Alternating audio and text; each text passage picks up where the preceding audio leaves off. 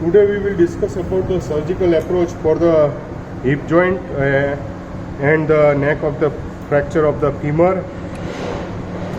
Normally we will not go from the anteriorly or either from the posteriorly, because the anteriorly there is a great blood vessels like femoral vein, femoral artery and femoral nerves which are lies anteriorly, while if we approach from the posterior aspect, if we go from the posterior aspect, then there is a gluteus maximus. After that there is a very large nerves. It is a sciatic nerve, as well as there is a great nerves and vessels which is lies. It is the inferior gluteal vessels and nerve, inferior gluteal vessels and nerves, and there is a gluteus medius and minimus which is innervated by the superior gluteal vessels and nerves. So posterior approach, which is also difficult because of the neurovascular bundles. That's why normally for the any surgery we will go through the lateral approach of the lateral approach of the hip joint. First of all, you have to palpate the greater trochanter of the femur.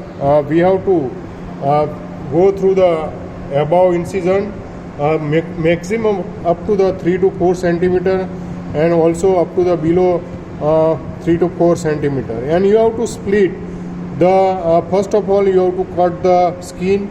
Then this is the tensor fascial artery, iliotibial tract, and this iliotibial tract you have to cut, and it gives the insertion of the two muscles. Here you can see it is given the insertion of the gluteus maximus. We have cut for our anatomical dissection. So we have cut the iliotibial tract. Then we have to cut the anterior fiber of the gluteus medius, as well as we have to approach through to split the vastus lateralis muscles, and we have to go through, and from the laterally we will reach up to the anterior capsule of the hip joint. We have to reach up to the capsule of the hip joint by the just behind to the all these muscles which are structure muscles which are forming the floor of the femoral triangle. So we have to go through behind to the iliopsoas tendons. There is a femoral vessels, nerves and artery which lies anterior to it, and also you can see this is a rectus femoris muscles. This one is the sartorius, but we have not touch this structure, and we will go through my finger, index finger, which is go through the laterally behind to this all this structure which are forming the floor of the femoral triangle, and also behind to this structure forming the floor of the femoral triangle be mainly by the psoas major and iliacus muscle. These are the muscles. For the conveniency we have cut it here, but you have to don't cut it, but you have to go through this iliopsoas, and you have to reach up to the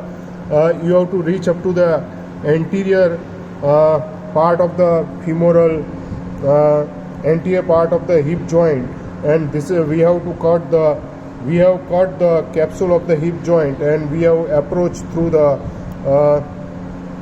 we cut the capsule, mainly the iliofemoral two bands which is arise from the inferior iliac spine to the intertrochanteric line, and it is a part of the capsule, and we have cut this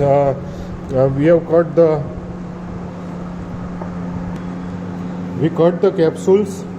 Mainly the anteriorly there is a two band of the iliofemoral ligament which arise from this is the anterior superior iliac spine, this is the anterior inferior iliac spine. Here there is a attachment of the two things. Here this is a straight head of the rectus femoris, and also iliofemoral ligament, and it has a two bands which is attached. We say the apex which is attached to the anterior inferior iliac spine, and the two bands which is attached to the intertrochanteric line of the femur. So this is the head of the femur, and we will reach to the through the surgical approach by the lateral view up to the capsule of the hip joint. What you have to take the precautions whenever you can do the when you put the incision over the lateral aspect, whenever you can put the incision over the gluteus medius, it is supplied by the.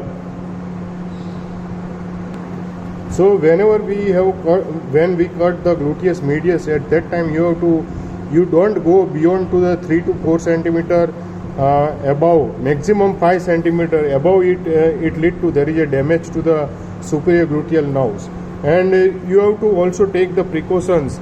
If it damage, it lead to there is a positive sign of the Trendelenburg test, and it lead to there is a lurching and wading gait. So this is the surgical approach for the hip joint and the fracture of the neck of femur. Thank you. Hope you will understand.